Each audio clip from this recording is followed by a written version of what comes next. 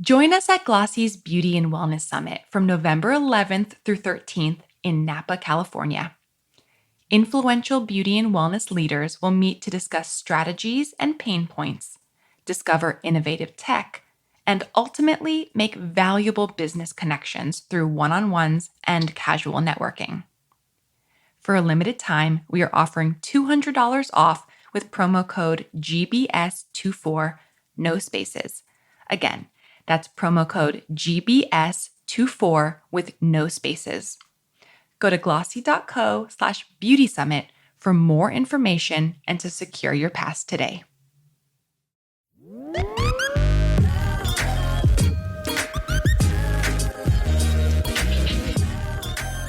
Hello, and welcome to the Glossy Beauty Podcast. I'm Lexi Lebsack, West Coast correspondent at Glossy, and I'm here with my co-host, Sarah Spruck-Feiner, senior reporter at Glossy. Hey, Sarah. Hi, Lexi. How's it going?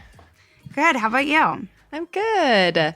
Well, as you know, and hopefully some of our listeners know at this point, it is Luxury Week here at Glossy, which includes all sorts of features and interviews about the current state and future of the luxury marketplace. Definitely recommend checking out our content lineup this week. It's so strong.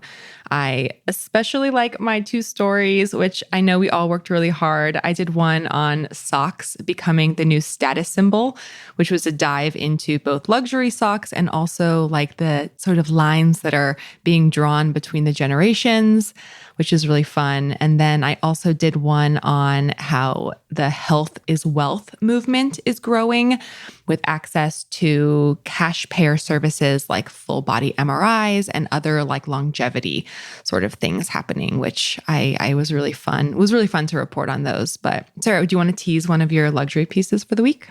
Yeah, I did a story on the sort of burgeoning community of luxury shoppers who congregate in the comments of Substack and talk about brands like, it's literally called the Holy Trinity of Kate, Totem, and the Row. And I, for the past, I want to say like going on a year already, have, I don't know, possibly tortured myself by leaving the comments, the notifications for the comments on Substack on.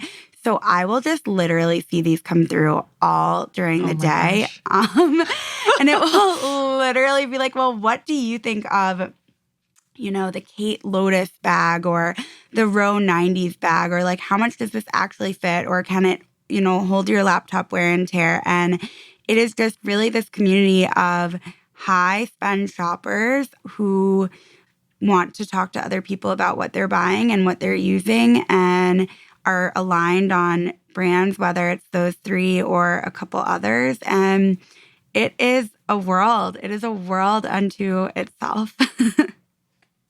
Wow. That's exciting. I can't wait to read yours. No, same for you. Before we dive in further, like, what was the most expensive pair of socks that you touched on in your story?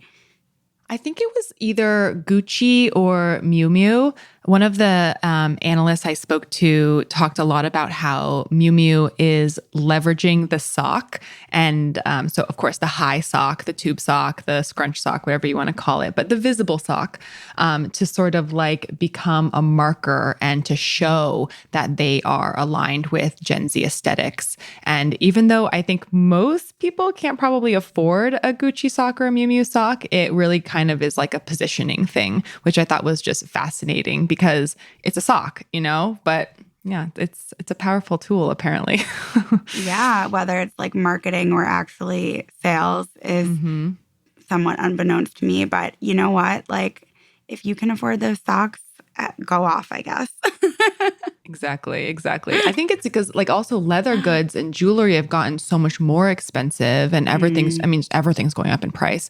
So it's like the sock is the new like entry level. It's sort of like having like a designer lipstick. It's like a little peekaboo. That's so true. When I first started at Glossy, one of the early things that we talked about and touched on was this trend that was going on TikTok at the time of the cheapest thing was the hashtag.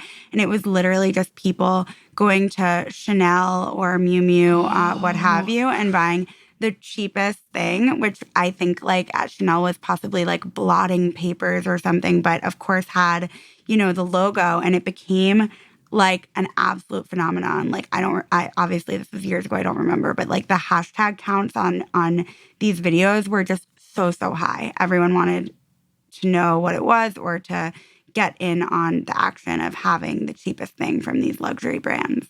Oh, that's so interesting. I'd be curious as to know what the cheapest thing is. Now, it's probably socks. No, probably I not. know, It's probably beauty. It's got to be beauty, right? I think for the brands that offer beauty, it's beauty. And that's why so many fashion houses get into beauty, because it's an entry point. But yeah, it's crazy. Well, we also have a luxury pod today. So for today's podcast, I interviewed Sukeena Rao, the co-founder of a London-based personal shopping firm called Luminaire. Curious, have you heard of them? You know, not until I heard a tiny bit from you, and I'm so excited to hear more. Awesome. So Sukeena worked as the head of personal shopping at both Harrods and Harvey Nichols in London for many years. So she really understands the luxury client, or what they call, and we're hearing, or at least I'm hearing more and more, the VIC, or the very important customer, which I guess it doesn't have like a definite definition, but it's sort of like the very specific, very wealthy, sort of like 1% shopper. So she formed Luminaire in 2022, so it's pretty new. And she launched with another co-founder named Harriet Quick, who was a former fashion features director at British Vogue. And I think that this is a really nice sort of like partnership because Harriet Quick worked, of course, in a publication. And so now she's leading a lot of like curation and a lot of the content, because they also put content up on their website, and they have a newsletter that's sort of like telling their members, like, this is what you should be watching. This is what you should be looking at. This is what you should be sort of like consuming, because for them, a lot of it is curation. Curation is king. And for them, also another thing is that, and I love that she told me this a while ago, but it really stuck with me. And it's that it's not so chic anymore to have everything. You know, it's all about this, like she calls it stealth, but it's sort of like the quiet luxury movement. It's a bit like having a curated, having like the right things, not having the same thing in every colorway, not having this like really like excess.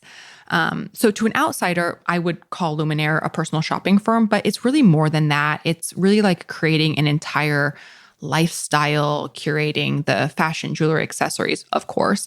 But also, and Sarah, you'll find this so interesting, is that a very large and growing part of their business is beauty and wellness, as well as health and other lifestyle categories. So their VICs, you can't just buy your way into seeing a huge beauty pro who works on celebrities. You can't just buy your way into getting a product first or getting on these lists. So a big part of their business is become beauty, wellness, you know, brokering, access to celebrity hairstylists, makeup artists, estheticians, massage people, like just all these really talented nail artists, really talented pros, and also getting products early and getting invited to master classes and just like all of this cool beauty and wellness stuff. And it's even doctors and like, you know, wellness practitioners. And it's like all of these people who are trying to curate this really wonderful lifestyle that goes well beyond fashion. Like products before they launch.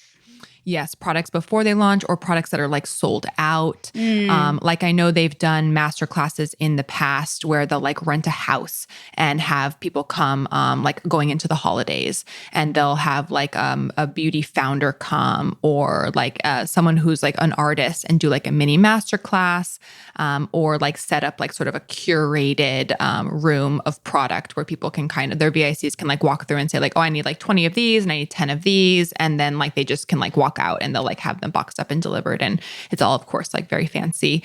But yeah, it's super, super interesting world. Yeah, it sounds like a fun job that they carved out for themselves. Yeah, really cool. And Sukeena's very cool and very interesting, and has like a really great POV on it. Amazing. What was like the craziest number you heard there? The the craziest number? I know they're killing it. I know that I've seen some of their sales numbers. They're a little bit outdated now, but the last time I talked to her was months ago, but really impressive. I will say that I don't know if I was surprised, but they do have like a tiered membership. If you want to have like a very high touch experience with them, I believe that the membership is about 45,000 British pounds. So I think that's like a little under $60,000 American. And you get these like very high touch appointments with Luminaire's stylists, and you get mood boards that they make you. You get appointments with hard to reach beauty pros. Some of that I think has an extra fee.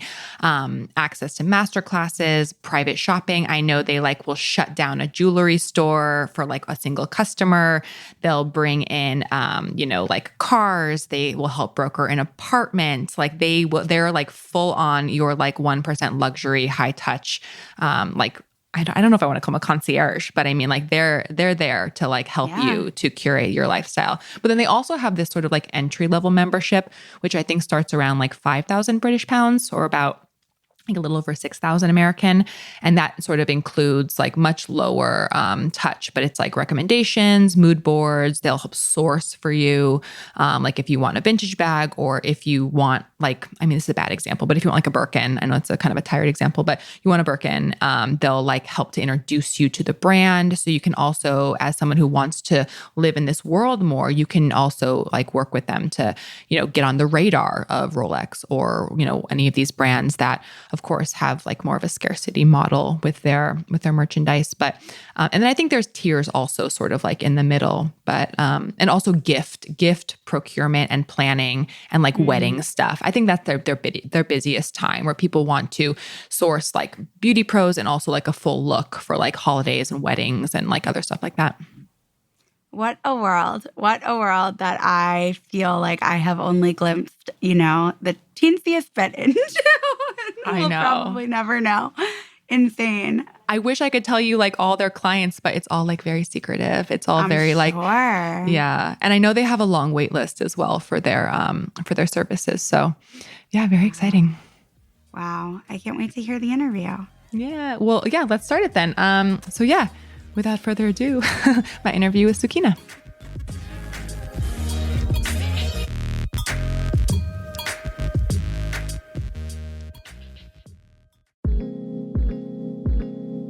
Are you a beauty or wellness brand looking to showcase your work alongside the top in the industry?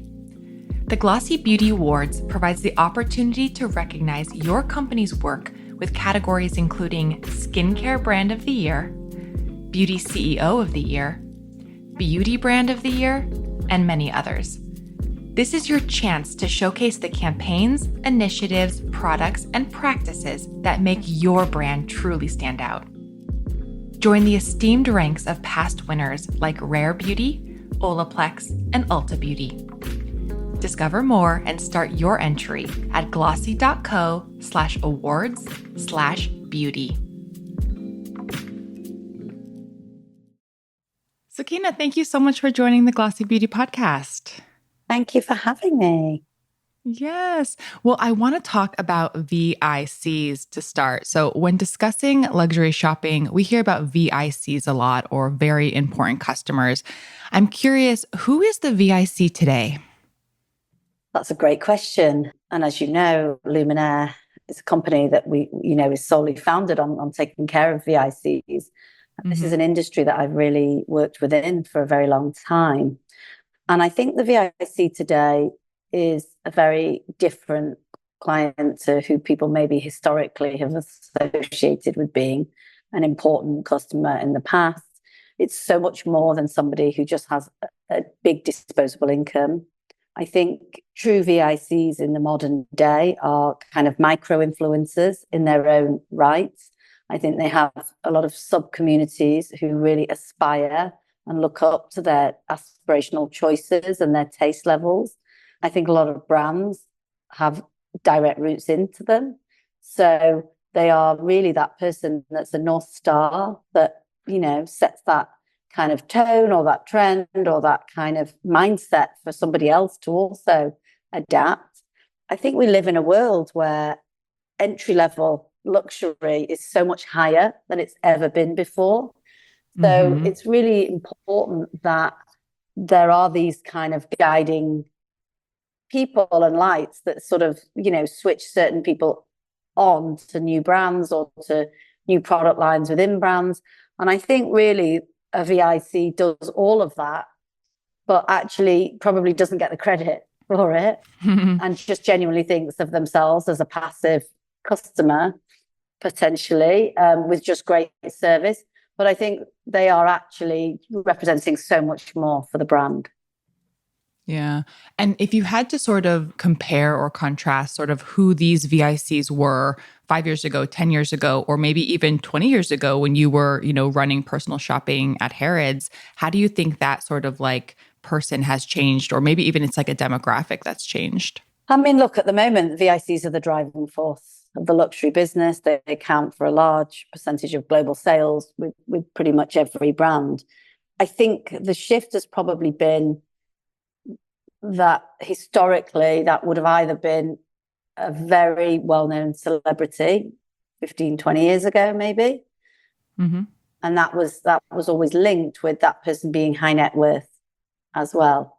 I think that has completely done a 360 where the most interesting VIC client is very low key, very off radar, not known to the public, for example, or if it is a celebrity, it's extremely discreet and kind of the tone of the shopping and the level of using their name would be pretty much zero because they want to pay for everything. So I think that in itself has changed. And I think that's largely because actually being a celebrity doesn't actually pay as much money as, people in various industries, from tech to media to, so many different types of people are now interested in buying luxury goods. And it is almost done in a more personal way. So it's not always about wearing it on a red carpet or being shown to the public. It's done in a much more stealth way. And services and things that we see a lot of are people looking for guidance and access to exclusivity. I think, people wanting advice and help with haute couture for the first time. I think all these things are coming through. And there's just a real shift where I think VICs are actually looking for advice in beauty, travel, wellness, escapes, well-being. I think the full 360, I think it doesn't really just appeal to just one aspect anymore. Yeah. And I feel like we talked before about this in the past. And I feel like my takeaway before was sort of people who are very well funded, but also, very wealthy, but at the same time, like very time poor. And you guys Yes. make it very easy for them to sort of like know exactly what you're looking for. And that's all through sort of curation. Yes, that's right. I think, we're probably, for some clients, part of a bigger family office, which I think is something that they're comfortable. Maybe a lot of these people already have that set up. But the hyper personal service we give and the levels of complexity and understanding the nuance of why this is great for them and not great for somebody else, or why, if you're looking at something from a design or art perspective, you should only be looking at this. I think we very early on just felt there was so much noise and like a tidal wave of information that comes in. Mm-hmm. And I can't imagine, if you're somebody that's of interest as well to a brand, how much more information comes in. I think the marketing of luxury brands is so intense. I can't imagine as a VIC how much you would receive, and therefore to navigate that and to really think carefully about, where are you going to spend your time and what are you going to actually look at, I think is really important that someone's distilling that down. And that's really how we work and what we do. Maybe you can provide a little bit of sort of advice to other people who are working within this luxury market. You've been in it so long. You have such an amazing company that you're running over there in London. Curious if you could share a little bit of advice. And I'm assuming this will be about curation, but if a little bit of advice around sort of how you're reaching the VICs, how you're reaching this sort of like 1% shopper, if it's fair to say that. Honestly, most of them come to us We actually Oh, have a wow. wait list right now, which is great. I'm Yeah. very selective about new clients because we don't really want to ever underdeliver. So we do keep people waiting until we really have the capacity to look after them, because everything from our engagement process to onboarding and the way in which we get under the skin of the family or the individual is so detailed and so nuanced that we really take the time. And I think we take it seriously. So it's not about just one aspect, it's about the full 360 of their life and their partners, their kids, their locations they live in, the brands they already buy. There is so many people we meet that actually don't really like the things that they already own, which is so sad. And Yeah. part of our messaging is buy less, buy better. It's not about Mm-hmm. just this eternal consumption. Mm-hmm. Actually, I think there is a world where, and we all know this, that there's just too much consumption. So it's so much smarter to buy carefully.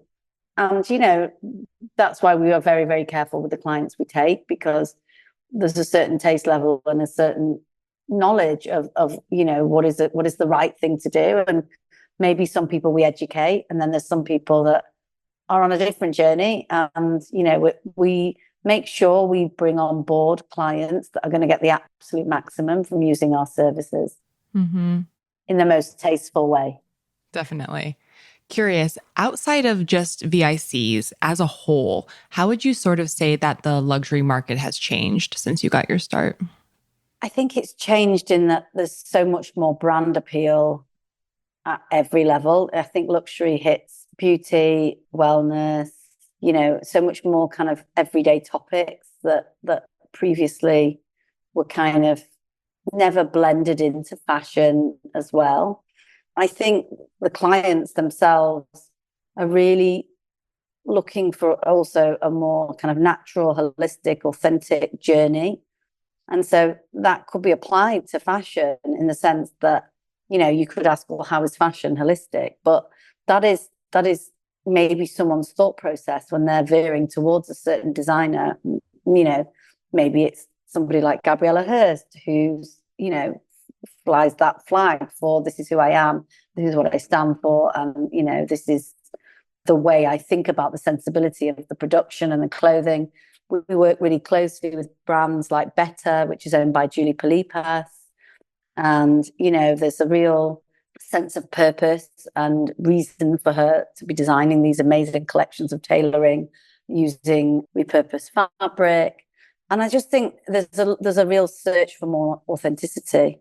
And that has been the big change. And I think that's the same with beauty as well. And we're really Mm-hmm. seeing that they want something very, very natural and kind of genuine. And if it is Mm-hmm. scientific, then with a scientific reason behind it and really science backed. Mm-hmm. That's so interesting how values and sort of like this more global look at the world and consumption is really impacting luxury. Absolutely. I think people want more of a lifestyle advisor than a Mm-hmm. personal shopper. And I think that can cross everything. We deal with a lot of experts, ranging from people like Ricari, who do lymphatic drainage, to amazing hair and makeup people, from Jenny Cho to Francesca Abramovich. And actually, people really do want to know at a granular level, not just what are you recommending, but why are you recommending it? Which are the products? And why do you use those? And how many years have you used that product? And what's the reasoning behind it? Which I think is great that people actually want to spend the time to know that information. I think there was so many years when nobody cared and it was just more is more is more. But actually, I think the messaging is starting to change. Yeah, I mean, man, that these shifts are so big within beauty and wellness and just the understanding of all of the products and the science, exactly like you're saying.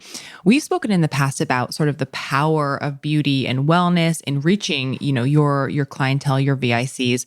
Do you think that, or would you say that beauty and wellness is still like a powerful category for you? It's still something that's really growing and still like a big demand with your clientele? Oh, 100%. I think actually, if anything, I think it's pretty much leading a lot of the conversations. I really do. And I think, if we really drill down at data, I think you would see that beauty and wellness really for us, alongside jewellery, which is a hugely growing category. But I think it is leading, and I really noticed it. I noticed it this time in Paris at Fashion Week and in London. Some of the leading events and sponsors we went to an amazing Aloe pop-up in London, which really was such a great sort of offshoot across from the main London Fashion Week. And it was just a really welcome respite. And they'd really thought about everything from model wellness to, being able to have NAD drips and, kind of mindfulness sessions and breakout talks. And in Paris, I had the great pleasure of meeting Barbara Sturm and having a great IV experience and my face mask. And, it feels like there's a lot of brands, particularly beauty and wellness, that are supporting women on the go and men, and just supporting the industry, and therefore understanding the way that people work and the sort of support that people need. And I think the VIC consumer needs that just the same. I think they're on the go. I think they're moving. I think they want this wellness influx as well. And I think actually it's become a really important parameter that actually is before most others. Wow, that's so fascinating. Yeah, I mean, even just things that we drink or smell. My good friend Yasmin Soul owns Vireo, the perfume brand, and she had the most amazing pop-up with Wild and the Moon in Paris. And that was a combination of scent and amazing wellness drinks. And it's like that was the go-to thing for everybody to do before you step foot in Paris Fashion Week. And it's like, that's great, right? It's like, it's so nice that people are thinking about, well, how are you going to go and see that show or be healthy and strong and, thoughtful if actually you're not keeping up your amazing kind of inner feelings and thoughts. And because Vireo is really a brand that really, I feel it's like a scent brand that has vibrations and kind of, goes much, much deeper than just a scent. So I think that's the touch point. And I think Byredo is a great example as well of a brand that, it's so much more than just a fragrance. It's a feeling. Yeah. And I think the feelings are what all the luxury brands are looking to get access to in terms of clients. Yeah, that overlap. That's such a fascinating part of the luxury world right now. Can you share any examples or anecdotes around how you've used or how Luminaire has used access to really in-demand beauty pros to kind of either satiate your clientele or to sort of drive growth for your company? How are you sort of using access? We've done some amazing, very kind of exclusive or limited events and opportunities. We are always looking at ways to surprise and delight our clients, but also educate. At the moment, we currently have a pop-up here in London with Dr. Nigma from LA, who's the most amazing gut specialist who really believes you fix the skin from focusing on the gut. And so we've had the pleasure of working with her and bringing her over to London, where she personally is seeing back to back all our clients and really taking the time to focus on all of their concerns and advise on products. And something like that is just so great to be able to bring to the client, because it's, September, it's back to school, back to work, everybody's in this zone. So we really feel happy that we try and bring people at the right times. And, before summer, we've always worked closely with brands like Ricari, or we have a doctor that does ear seeding called Sarah Braden, who's really popular, that just kind of, when things get a bit frantic before the summer holidays, she does this beautiful crystal ear seeding. And so we've always connected clients in that way. We also are very lucky that we get to work with some incredible artists. So we have clients based in various destinations who will come to us, and it could be a wedding or a really special occasion or their own sort of big moment, whatever that might be. And just this summer, we connected a client with Jenny Cho, who flew out from LA to an amazing destination in the Middle East and did the most amazing hair. And we do that quite frequently with George Northwood, who's another favorite hairdresser of ours.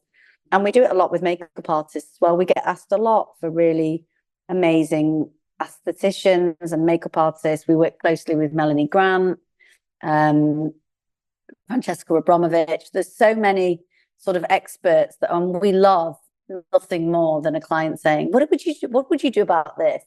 And we're like, oh, we just have the right person. And it's so nice to be able to make that connection and then the client have that experience, and they are more often than not absolutely blown away. And that for us is really important. Wow, that's so exciting. And I feel like people don't necessarily think about luxury as being access to these beauty pros, to these doctors, to these holistic experts. It's very interesting how we see luxury going. Yeah, it's amazing, actually.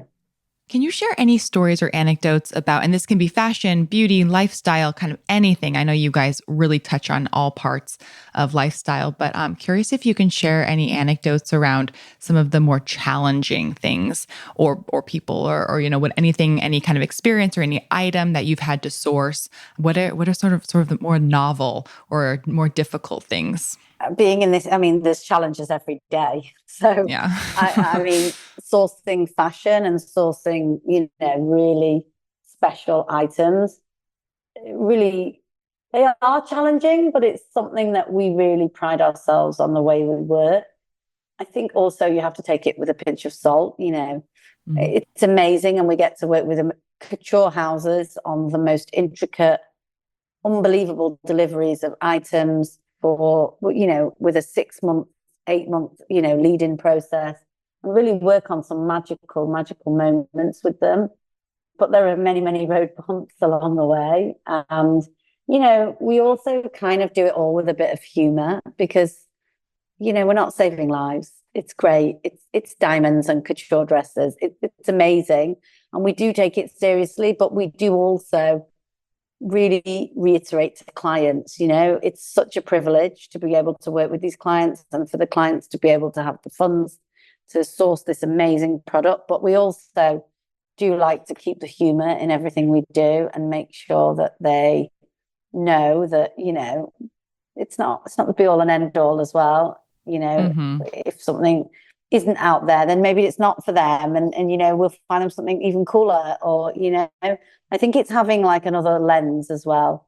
But we do have some very challenging experiences of trying to get products around and really sourcing products in the right way. A lot of the luxury brands know us, so they come to us with the great product, and we actually then arrange for that to go out to our clients, which is really nice. But we also don't really believe in like shipping products all over the world.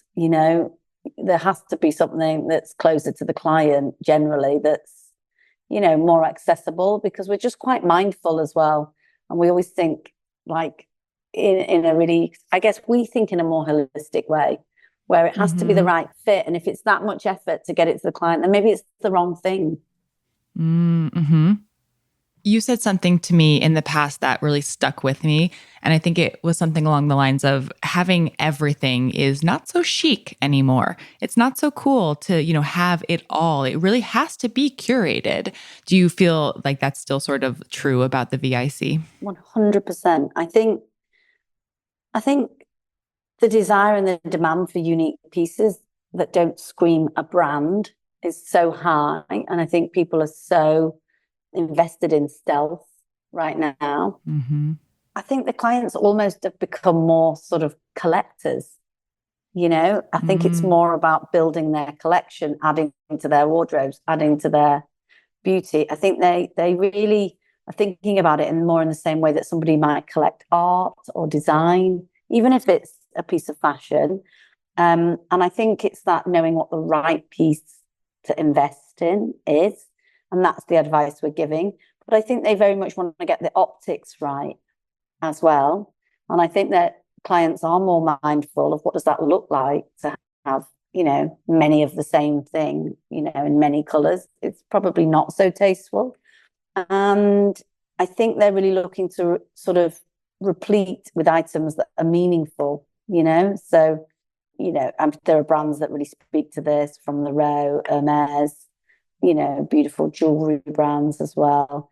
And I think that's probably how that manifests, is that people are looking, they're not necessarily low-key purchases, because we all know that the jewelry and those specific fashion items are actually very expensive, but that you just don't need the quantity.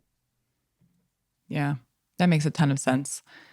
How much, if you had to guess, of Luminaire's job is, or the work that you're doing is sort of tracking down specific requests versus making suggestions and sort of helping to guide clients into?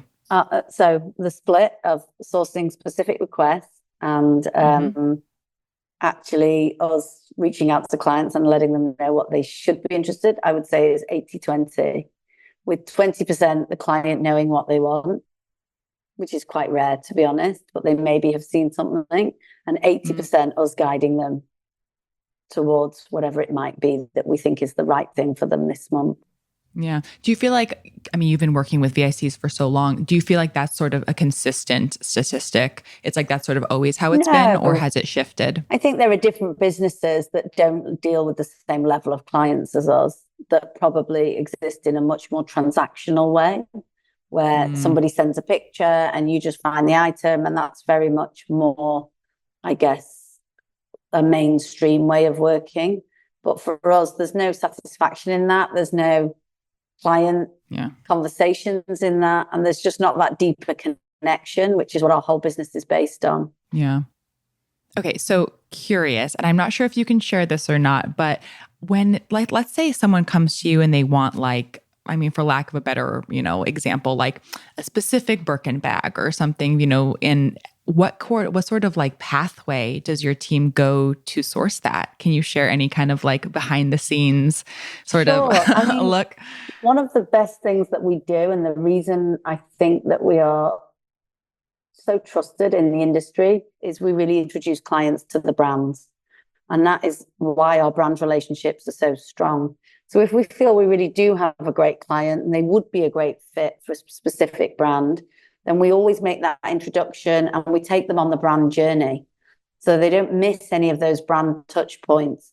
And there is no world where you just see something online and it gets sent to your house that day, because that's not the journey that the brand may want for that specific product. And we're very mindful of that, whether it's watches, jewelry, bags. We work on that experience with the brand and we really bring them into the fold. And I think that's why we probably have the success that we do, because it's years and years of cultivating the brand relationships on one side to then be able to deliver their message to the client, which I think is actually really important, to not cut that out. It's, billion-dollar industry, and the brands have taken the time to create that. And we really think it's an important touch point. And I think it's in today's world, it can get missed out and people misjudge and see things on Instagram and really don't understand the provenance or the backstory on so many things. But we really like to educate and fully make advantage of that. Mm-hmm. So I know we were talking a little bit about Fashion Month, which just ended, and I know you've been bopping around everywhere. What can you tell us about this season's potential impact on your clients? I'm curious if there are any trends or experiences or brands, or I guess sort of what do you think will resonate from this season with your clientele? I think stealth wealth, which we've talked about, that anonymity, for sure. I think this autumn, we're definitely seeing, I guess, a new ladylike elegance, which we haven't seen for a long time. And we saw that across various brands, but with a new with a twist, like an Alaya, with the leather that's so sensual, but we're like also a lot of sheer and transparency and fabrics and texture. I think a lot of women are looking at tailoring, and we're kind of reflecting on a time where women are quite confident in their bodies, but they don't want to be boring. So they might be wearing sheer or mesh with tailoring, which is always a really great combination. I think there's a lot of jewelry that's setting off.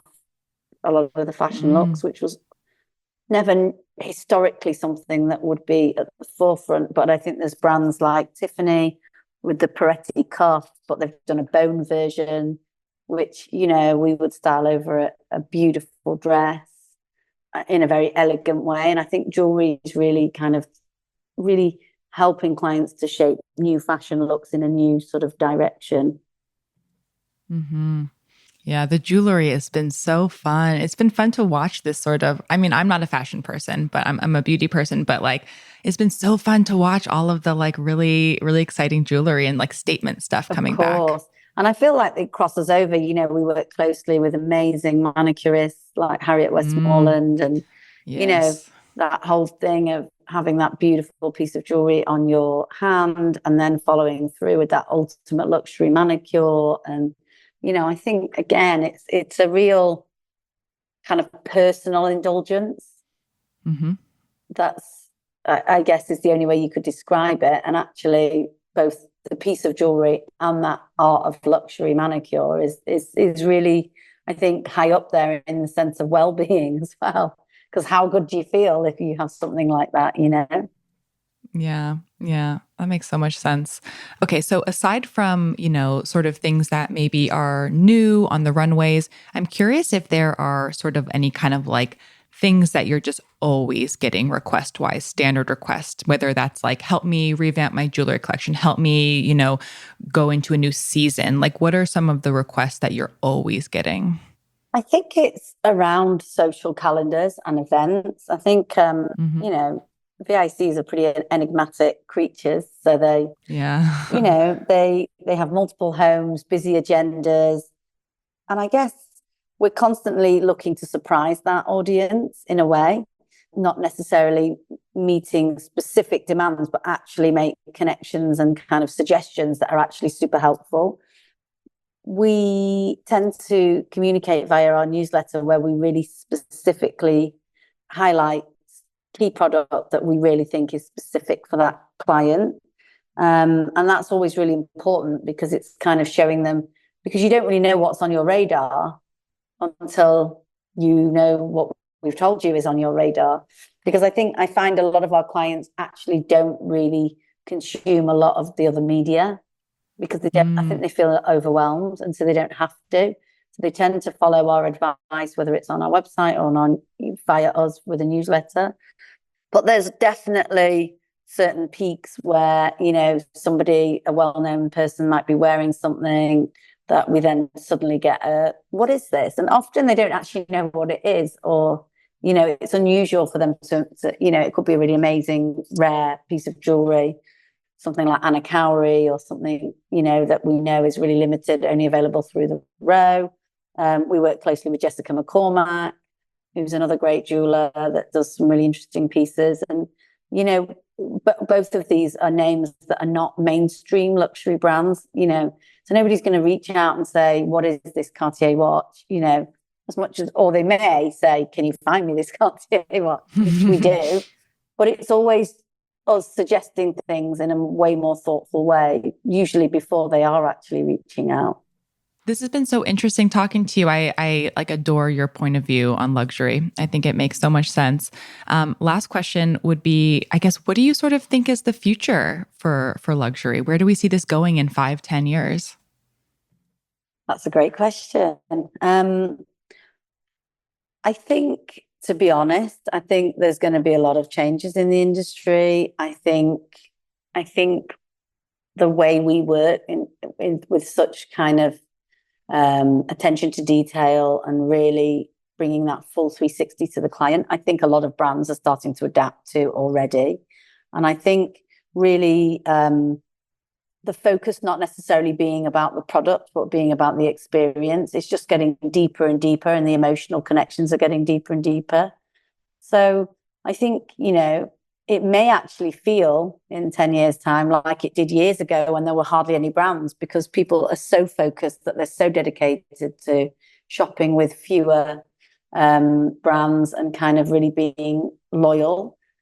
I think, because I think the brands are really working hard for it and probably deserve that from their clients. But I think people will continue on this emotional and sort of emotional mental connection, but to what level, who knows? You know, if there's one thing, the luxury industry never sleeps for long. So, you know, they're always moving, and it's really interesting because it's at a time when AI and everything is still is racing on the other side, but actually this is a very, very different connection and something that's deeply human, and I think is really something to feel connected to. And I think if luxury brands continue to put the work in and deliver things in a powerful way, I think those connections are there. And I don't think there's any world where people are going to start shopping via AI. I agree with you. With good taste. Anyway. I agree with you. You can ask me in 10 years and we'll see. But